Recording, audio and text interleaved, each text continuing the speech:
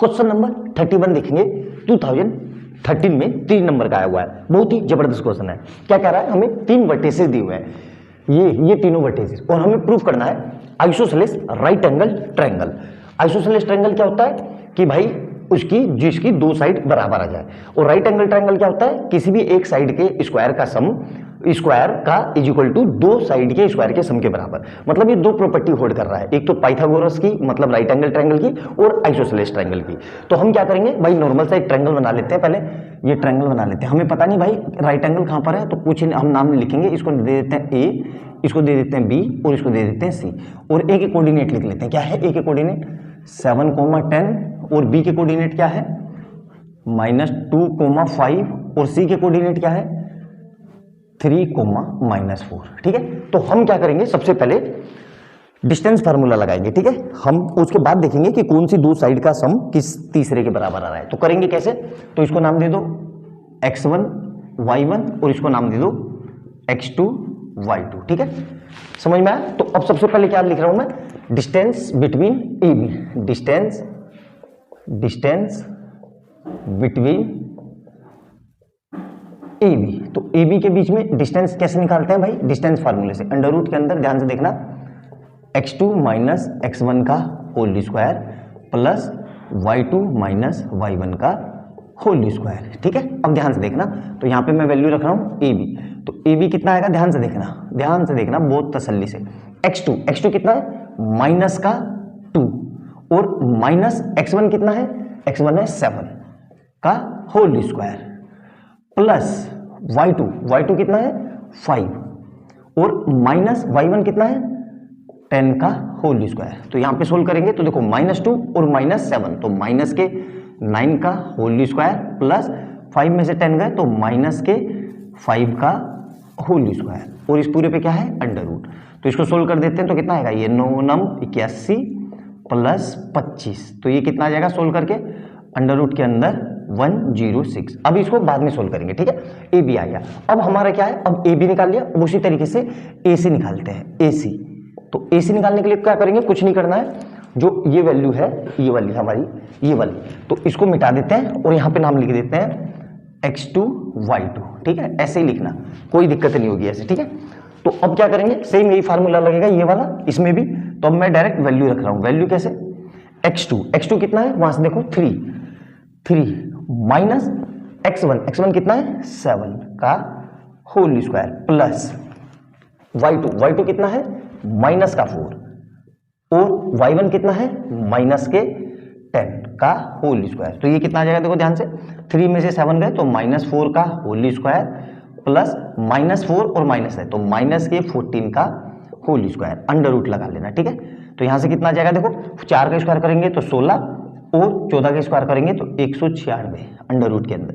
ठीक है, तो ये कितना आ जाएगा, 196, 97, 98, 99, 100, 212 कितना आएगा अंडर रूट के अंदर 212।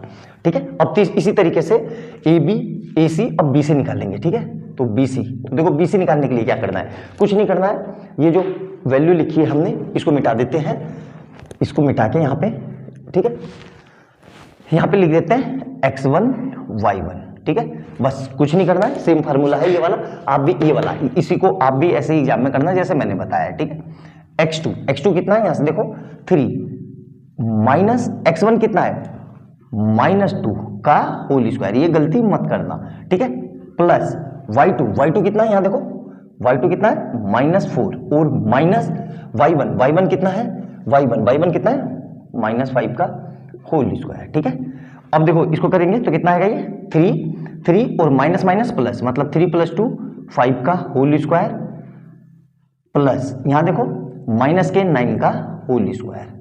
अब इसको सोल्व करेंगे तो क्या आ जाएगा, देखो ध्यान से, 25 प्लस 81 अंडर रूट के अंदर। ठीक है, तो ये कितना आ जाएगा मेरा 106 अंडर रूट के अंदर, तो ये आ गया मेरा BC। ठीक है, अब ध्यान से देखो, तो मैं किसी तरीके से इन दोनों के स्क्वायर को, इन दोनों के मतलब ये हो गया 1, ये हो गया 2, और ये हो गया 3। ठीक है, मतलब किसी तरीके से मैं 1 और 3 का स्क्वायर करके ऐड कर दूं तो मेरे को यही मिल रहा है। बिल्कुल, अब समझ में आया। तो अब मैं क्या लिख रहा हूं, ध्यान से देखना, ये सारी चीजें मिटा देता हूं मैं, क्योंकि इसका मेरा काम हो गया।